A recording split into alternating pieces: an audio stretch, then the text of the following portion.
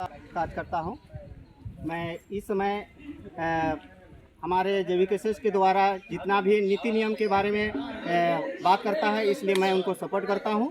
और हमारे यहाँ खास कर देखा जाता है कि कोई भी बहाली हो तो बाहरी का बहाली होता है। जैसे स्कूलों की बात करूँ, प्राइमरी से अपर प्राइमरी, मिडिल से हाई से +2 तक बाहरी टीचर आते हैं, जो कि हमारे यहाँ के बच्चों को नहीं पढ़ाते हैं सही ढंग से, जिसका परिणाम यहाँ के बच्चे जो हैं आगे की ये पढ़ाई सही ढंग से नहीं कर पाते हैं और अपनी मंजिल तक नहीं पहुंच सकते हैं। उस मंजिल तक पहुंचाने वाले हमारे JVKSS के जो साथी हैं, ये अपना विचार रखते हैं कि यहाँ के लोगों को ही यहाँ के स्कूलों में योगदान देंगे और हमारे बच्चों को अच्छी तरह पढ़ाएंगे और अपनी मंजिल का सही चयन करेंगे। तो JVKSS का क्या मोटिव है, क्या उसका थीम है?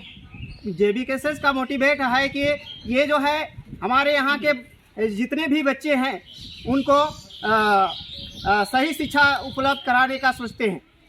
और क्या क्या मोटिव है, क्या क्या ये लेके लाए हैं? JVKSS यहाँ के स्थानीय नीति, विस्थापन नीति और झारखंड के जितने भी नीति हैं उनके बारे में बात करते हैं, इसलिए मैं उनको सही ढंग से सपोर्ट करता हूँ। और कुछ कहना चाहते हैं दादा लोगों को?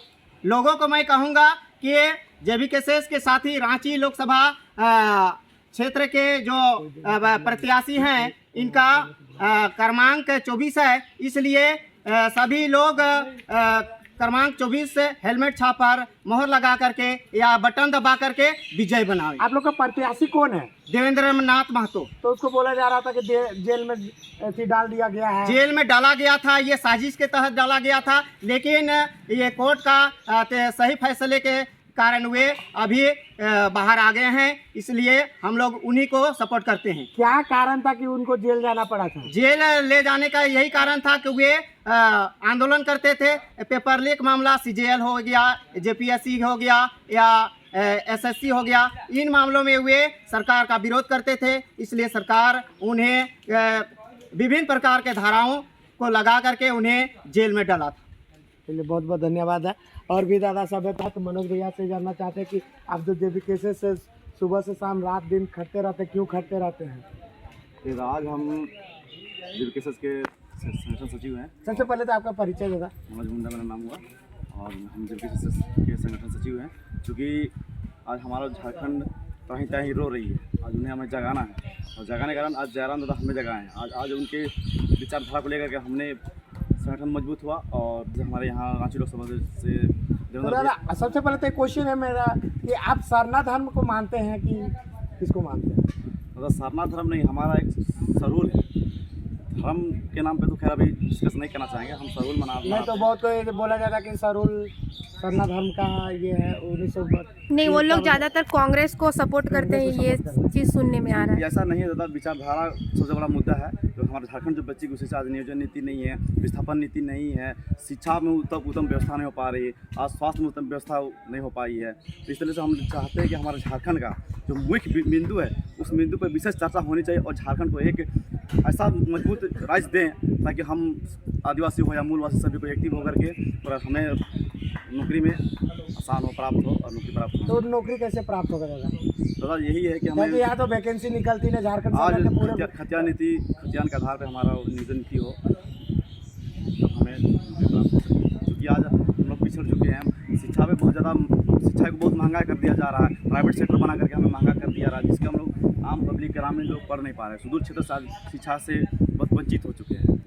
नहीं, और बहुत सारे लोग जो ऐसे हैं झारखंड के ही जो कि अभी भी बीजेपी को पूरा सपोर्ट कर रहे हैं और JVKSS में आना ही नहीं चाहते हैं, ऐसा क्यों? उन लोग के लिए आप क्या कहना चाहेंगे? बीजेपी की जो सपोर्ट कर रहे हैं उन्हें कहना चाहेंगे कि दादा आप भटक चुके हैं। हम लोगों ने बहुत बार उन्हें वोट दिया है। हमने कांग्रेस को करीबन हम लोग ज़्यादा पीढ़ी दर वोट देते आए हैं। उसके बाद बावजूद हमने मोदी सरकार जी को भी हमने 10 साल के लिए कार्यकाल उनको समय दिया गया, फिर आज हमने छलने का काम कर रहे हैं, क्योंकि हम लोग नहीं चाहते कि हमारे झारखंड वासी छल उनसे।